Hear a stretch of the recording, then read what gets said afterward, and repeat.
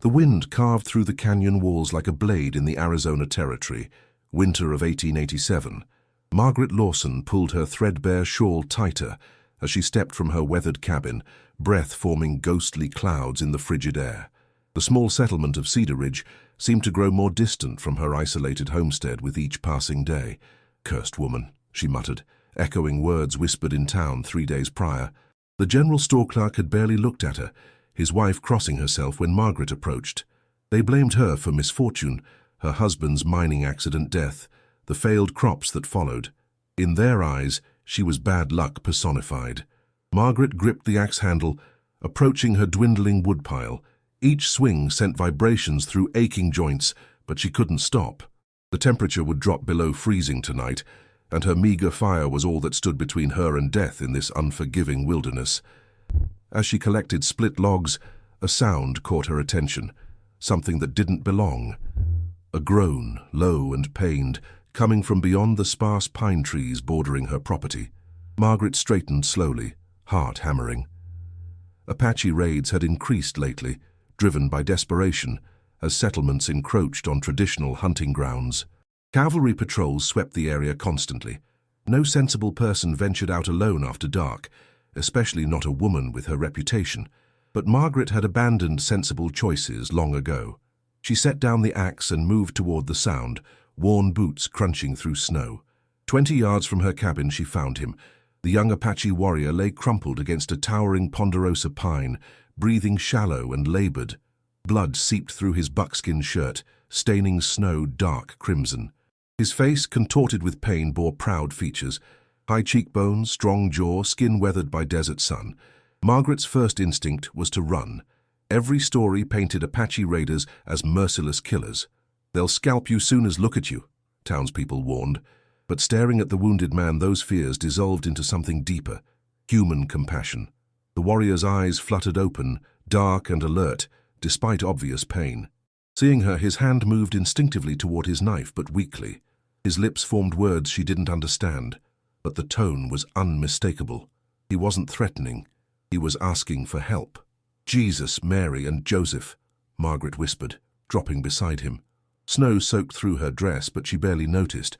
Her experienced hands assessed his injuries with practical efficiency, learned from tending her late husband's wounds.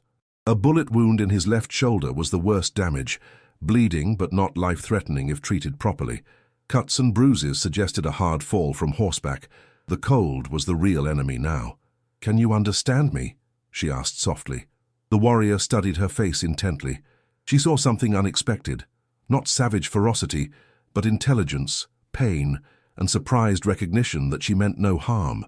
He managed a slight nod, then spoke in accented English. "Why? Help?" The question hung between them, loaded with decades of conflict.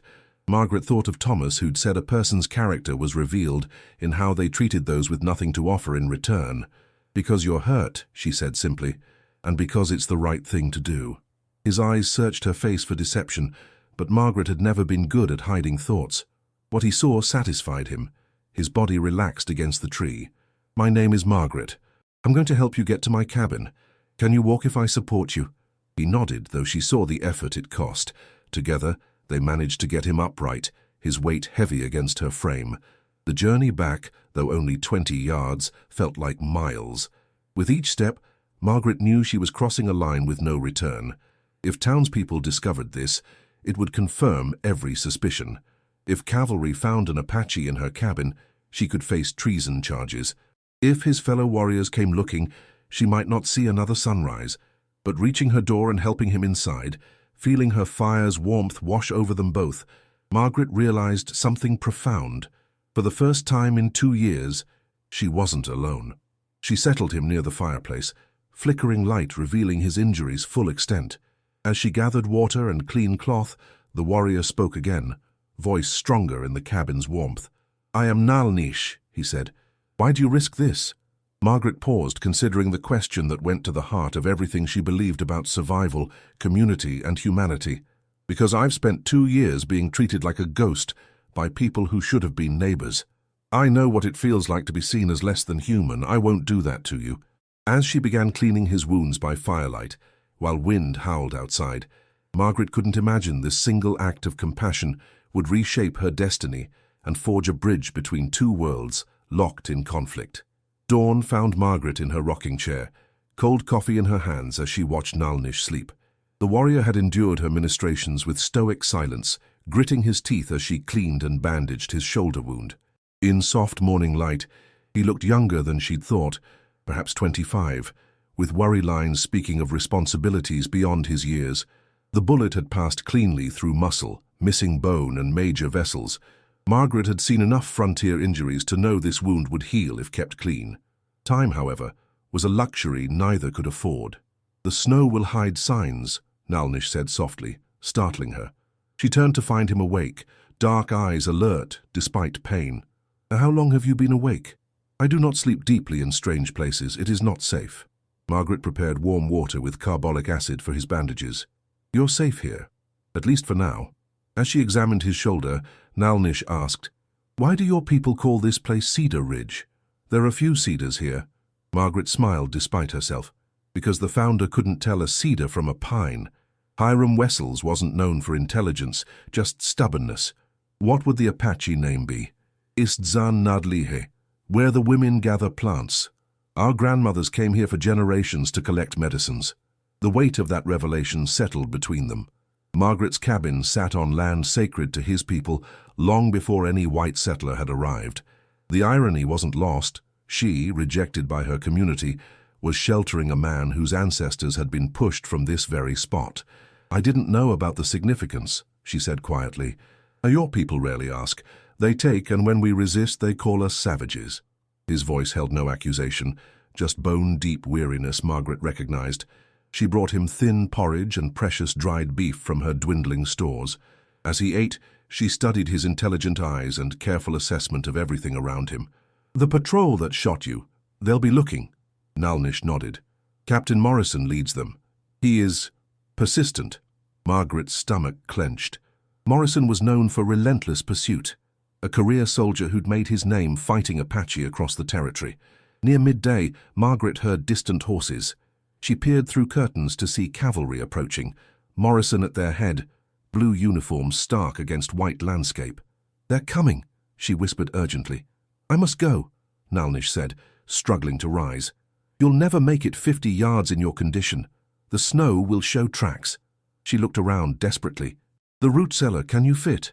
Understanding immediately, they managed to get him into the cramped space beneath the cabin floor, along with any evidence of his presence. Margaret had just settled with her mending when Morrison knocked. "Mrs. Lawson, may we come in?" "Of course, Captain," she replied, opening the door with calm composure, "though I can't imagine what brings you out in this weather." Morrison entered with 2 soldiers, sharp eyes scanning the interior. He was tall with graying temples and a weathered face, speaking of too many desert years. "We're tracking a wounded Apache raider, ma'am. Trail led this direction before snow covered it. You haven't seen anything unusual?" Margaret met his gaze steadily.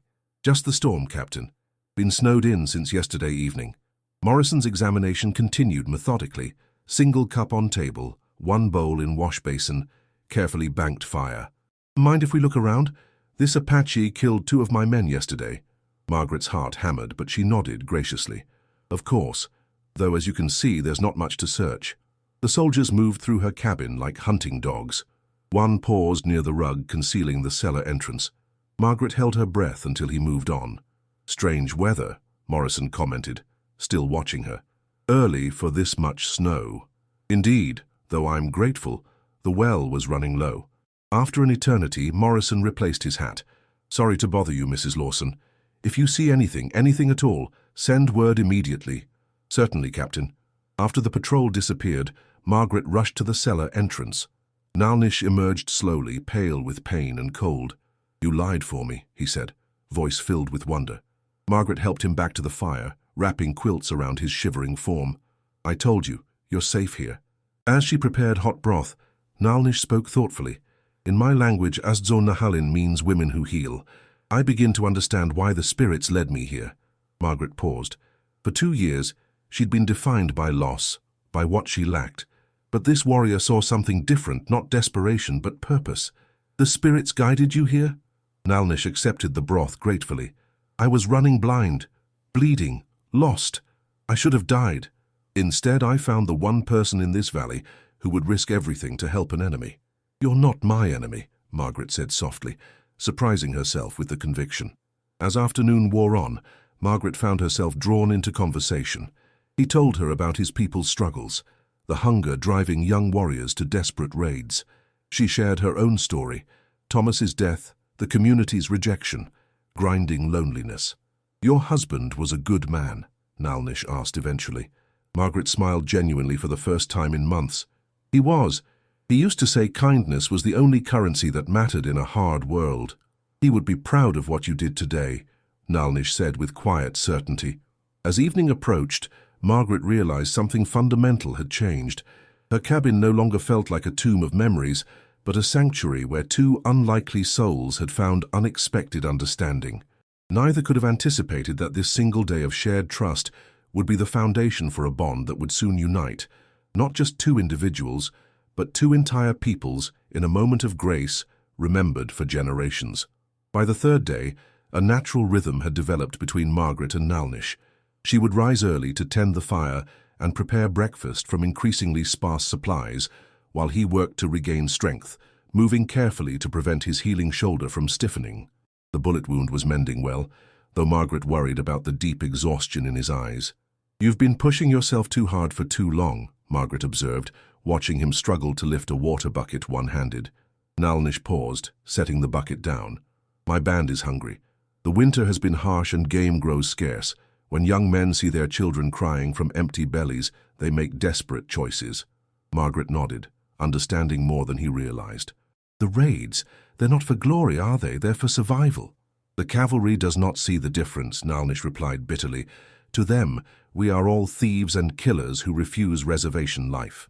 Margaret had heard townspeople discuss reservations with approval, calling them necessary solutions to the Apache problem. So, but seeing this intelligent, thoughtful man, she began understanding why proud people would resist being penned like cattle, dependent on government rations that often never came. "Tell me about your family," she said, settling with mending work. Nalnish's expression softened. "I have a younger sister, Ayana. She is 15, old enough to marry, but refuses all suitors. She says young men think too much about war and not enough about wisdom." He smiled slightly. "She sounds like someone you would appreciate. What about your parents?" The smile faded. "My father died fighting at Apache Pass 5 years ago. My mother, she died last winter, pneumonia. The medicine man did what he could, but—" He gestured helplessly. Margaret set down her mending, recognizing the particular pain of losing those you couldn't bear to lose. "I'm sorry. Losing a parent changes everything. She was the wisdom keeper for our band. She knew which plants could heal, which could feed us when hunting was poor. She taught me that strength without compassion makes monsters, not warriors." The weight of responsibility became clearer with each conversation. He wasn't just a young man recovering. He was a leader trying to keep his people alive in an impossible situation. "Is that why you were scouting alone? Looking for food sources?" Nalnish hesitated, then nodded. "The deer have moved to higher ground because of early snow. I was trying to find where they wintered so our hunters would know. Instead, I found Morrison's patrol." Margaret rose to check the stew she'd been rationing over 2 days. The rabbit was nearly gone, and her supplies were running dangerously low. Soon she would face a choice: venture into town for supplies and risk questions, or stretch what she had until it ran out. "You're feeding me from your own stores," Nalnish observed. "How long can you continue?" Margaret attempted casual confidence. "Long enough. No, I will not be the reason you starve. Tomorrow I am strong enough to leave. You're not ready. The wound is healing, but you're still weak. And where would you go? Morrison's patrols are everywhere." Nalnish stood carefully, testing his balance. "I know these mountains. There are places cavalry cannot follow." Margaret watched him move, noting the tremor in his hands and how he favored his injured side. He was showing strength he didn't possess. "Sit down," she said quietly. "Margaret, sit down and listen to me." Nalnish paused, perhaps hearing something that reminded him of his mother's authority. He eased back into the chair. Margaret pulled her chair closer, leaning forward with someone who had made a difficult decision. "I've been thinking about what you said. Your people being hungry, children crying from empty bellies." Nalnish waited, sensing importance. "I've been alone here for 2 years. Completely alone, with no one to care whether I lived or died. Do you know what that does to a person? I am beginning to understand. It makes you forget why survival matters. Food becomes just something to keep breathing another day. But having you here, you've reminded me what it means to care about someone else's well-being. She moved to the window, looking at snow-covered landscape. You're not leaving until you're truly strong enough to survive. And when you do leave, you're taking food with you, enough to help your people get through the worst of winter. Nalnish stared in amazement.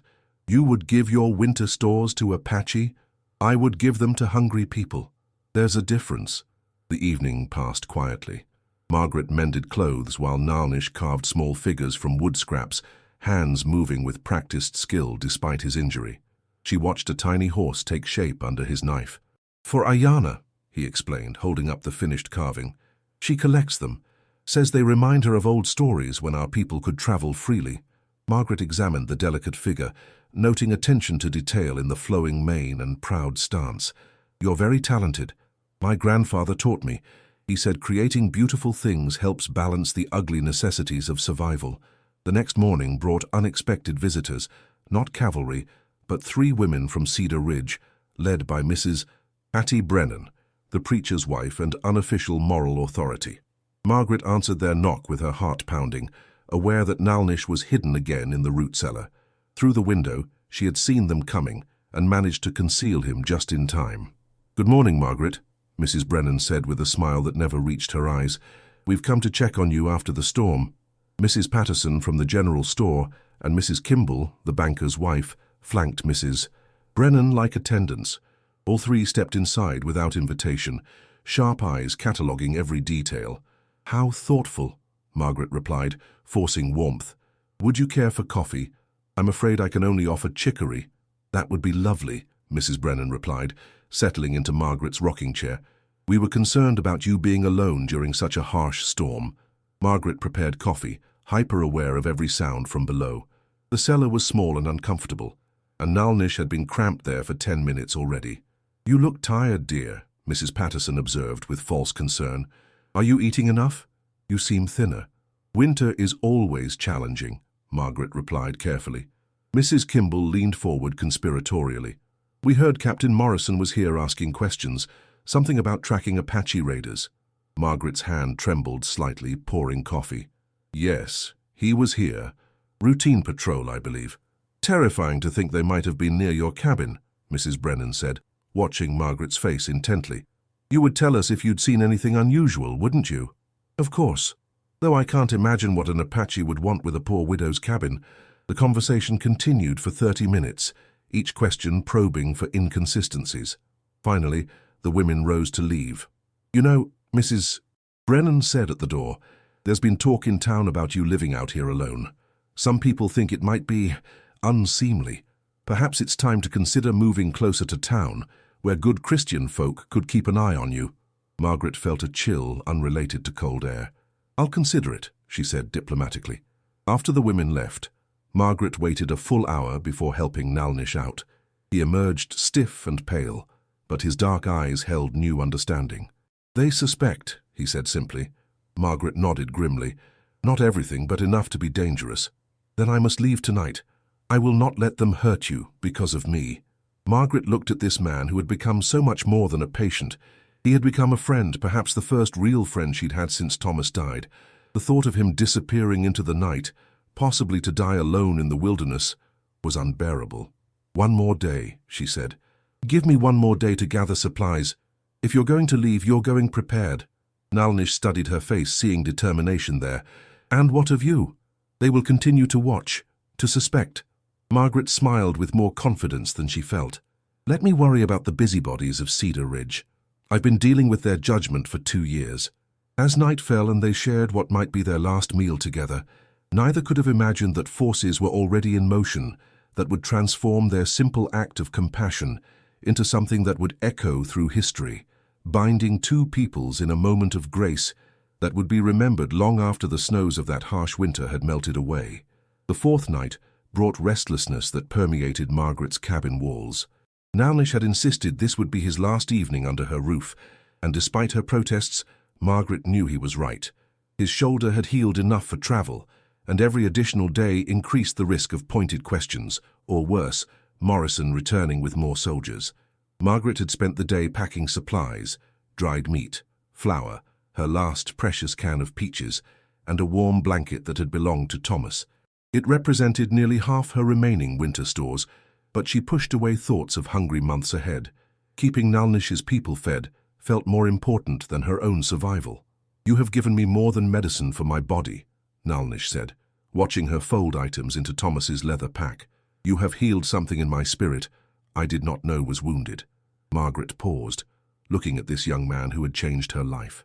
"What do you mean?" Nalnish sat carefully near the fire, movement still limited by healing. "For 3 years since my father's death, I have carried anger like a stone in my chest. Anger at cavalry, at settlers, at a world determined to crush my people." He gazed into flames. "But you have shown me that not all hearts are hardened by this conflict." Margaret settled into her rocking chair. "I think you've done the same for me. Before you came, I was becoming bitter. Angry at God, at the townspeople, at Thomas for leaving me alone. I was starting to hate the world. And now?" Margaret considered carefully. "Now I remember that kindness is a choice. Every day, we choose whether to add more hardness or offer something softer." They sat in comfortable silence. Finally, Nalnish spoke again. "There is something I must tell you before I leave." His voice took on a formal tone that made Margaret look sharply at him. "What is it?" Nalnish reached into his shirt, withdrawing a small beaded pouch Margaret hadn't noticed. "I was not entirely truthful about why I was alone when Morrison found me." Margaret's heart skipped, but she kept her voice steady. "Go on." "I was scouting, yes, but not for deer." He opened the pouch, withdrawing yellowed, creased paper. "I was trying to reach the Indian agent at Fort Apache. My band, we have decided to try the reservation." Margaret stared in surprise. "But you said—" "I said many things about the reservation, and they were all true, but they were spoken from pride, not wisdom. The children are starving, Margaret. Sometimes survival requires swallowing pride." He handed her the paper, a letter in careful English script, addressed to Agent Williams at Fort Apache. Margaret scanned the formal language. It was a request for safe passage to discuss terms for his band's surrender to reservation life, signed not just by Nalnish, but by 3 other Apache leaders. "You're giving up your freedom," Margaret said softly. "We are choosing life over pride," Nalnish corrected. "But now I begin to wonder if there might be another way." Margaret looked up, seeing something new in his expression. Not resignation, but cautious hope. "What do you mean?" Nalnish leaned forward intently. "What if there are others like you, people who might choose compassion over fear? What if instead of surrender we could find a way to build bridges?" Margaret felt her pulse quicken, but also sharp fear. "Nalnish, that's a beautiful dream, but the hatred runs too deep. People like Mrs. Brennan will never—" "Mrs. Brennan is not the only person in Cedar Ridge," Nalnish interrupted. "You exist, Margaret. If there is one person willing to risk everything to help an enemy, there might be others." Margaret moved to the window, looking at the star-filled sky. The snow had stopped and the world looked peaceful, almost magical. "Even if you're right, how would you find these people? How would you reach them?" "Carefully, slowly, one person at a time." Nalnish joined her. "My grandfather used to say that a forest grows one tree at a time, but eventually it covers the mountain." They contemplated the enormity of what he suggested. Margaret thought about the risks, likely failures, the probability that such idealism would end in tragedy. But she also thought about the alternative, continued warfare, more deaths, children like Ayana growing up knowing only hunger and fear. If you tried this, you would need allies among the settlers, people willing to speak for your cause. Nalnish turned to her, hope flickering. "Would you be such a person?" Margaret's breath caught. What he asked would make her an outcast in every white settlement. It would mean standing against decades of prejudice, risking not just social rejection, but possibly her life. She began, then stopped. Through the window, she caught movement in the tree line, shadows moving with purpose toward her cabin. "Someone's coming," she whispered urgently. Nalnish was instantly alert, moving from the window to avoid being silhouetted. "How many?" Margaret peered through curtains, trying to count figures emerging from forest. "I can't tell. They're on foot, not riding." Nalnish's hand moved toward his knife, then stopped. "If it is my people, violence will only confirm their worst suspicions." Something about how the figures moved, silent, careful but not aggressive, made Margaret think this might be something else entirely. They're not trying to surround us. They're approaching from the front in plain sight. The figures stepped into moonlit clearing before Margaret's cabin. Margaret gasped, realizing what she saw. A group of Apache warriors, perhaps 8 strong, led by an older man whose bearing suggested leadership. They stopped 20 yards away and simply stood, waiting. "It's my uncle," Nalnish breathed, recognizing the lead figure. "Ja. But why?" The older Apache called out in a voice that carried clearly. He spoke in Apache, and though Margaret couldn't understand, the tone was formal, respectful. "What is he saying?" Margaret asked. Nalnish listened intently, expression growing amazed. "He is asking permission to approach. He says they come not as warriors, but as grateful relatives." Margaret felt her knees weaken. They know what I did." "More than that," Nalnish said with wonder. "He says the spirits spoke to our medicine man in a vision, told him that I had been saved by the woman who heals with her heart, and that our people must honor the debt." Margaret stared at him. "A vision!" the Apache leader called out again, this time in heavily accented English. "Woman of the healing heart, we come to offer thanks. Will you allow us to show our gratitude?" Margaret looked at Nalnish, seeing the same mixture of fear and hope coursing through her own heart. Everything rational told her to refuse, to send them away. But something deeper, the same instinct that had led her to help a wounded enemy, told her this moment was bigger than her fears. She moved to the door, opening it slightly. "You're welcome to approach," she called back, voice stronger than she felt. What happened next burned into Margaret's memory forever. The Apache warriors moved forward with slow, ceremonial dignity, each stopping to lay something at the base of the large pine near her cabin: deer, rabbits, beautifully tanned hides, pouches of corn and beans, strings of silver jewelry. Ju approached her door last. He was an impressive man, probably 50, with silver threading through long hair and presence that commanded respect without demanding it. "I am Ju," he said simply. "This young fool is my sister's son." Margaret felt nervous laughter bubble up. "He's been no trouble." Ju's weathered face broke into what might have been a smile. "I think perhaps he has been much trouble, but you chose kindness anyway."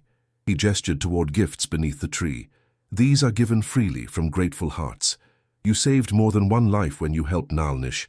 You saved the future of our people." "I don't understand," Margaret said, opening the door wider. "The letter he carries," Ju explained. "It was our surrender. We had decided to accept the reservation rather than watch our children starve, but now—" He looked at his nephew with obvious pride. "Now Nalnish brings us a different story. He tells us there are good hearts among the settlers, people who might choose understanding over hatred." Margaret felt expectation settling on her shoulders like a heavy cloak. "I'm just one person." "Every great change begins with one person," Ju replied. "My nephew believes you might help us find others like yourself, people willing to speak for peace instead of war."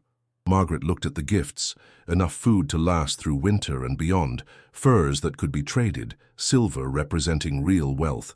But more than material gifts, she saw something missing from her life too long: purpose. If I tried to help, it would be dangerous for all of us. The cavalry, the townspeople, they wouldn't understand. "Understanding is not required for a beginning," Ju said with quiet wisdom. "Only courage, and Nalnish tells me you have shown great courage already."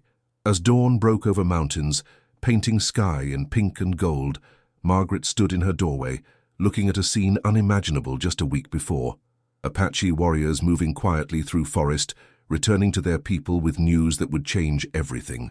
Nalnish preparing to leave, not as a defeated refugee seeking reservation life, as an ambassador carrying hope for a different future. "The people in town," Margaret said to Ju as he prepared to leave, "when they see the gifts, they'll know what happened here." Ju nodded thoughtfully. "Then you will have a choice to make. You can deny what happened, return to safety of isolation, or—" He paused, meeting her eyes directly. "You can stand up and tell them there is another way forward. That Apache and white settlers can choose to be neighbors instead of enemies." As Apache warriors melted back into forest like morning mist, Margaret stood alone in her doorway, watching sunrise over a world suddenly full of possibilities she had never dared imagine. The gifts beneath the tree were undeniable proof of what had transpired, and she knew that before day's end, someone from town would see them. When that moment came, she would decide who she wanted to be. Margaret Lawson, the cursed widow, forever defined by loss and isolation, or Margaret Lawson, the bridge builder, risking everything for the chance to create something better. As she watched Nalnish disappear into trees with his uncle's band, carrying food for his people and hope for a different future, Margaret realized the choice had already been made. It had been made the moment she decided to help a wounded enemy, and every moment since had been confirmation of that first act of compassion. She turned back into her cabin, no longer empty and lifeless but transformed, a place where two worlds had met and discovered they were not so different after all. And as she began planning what she would say when inevitable questions came, Margaret felt something she hadn't experienced in 2 years: genuine excitement about the future. The dawn of understanding had begun, one healing heart at a time,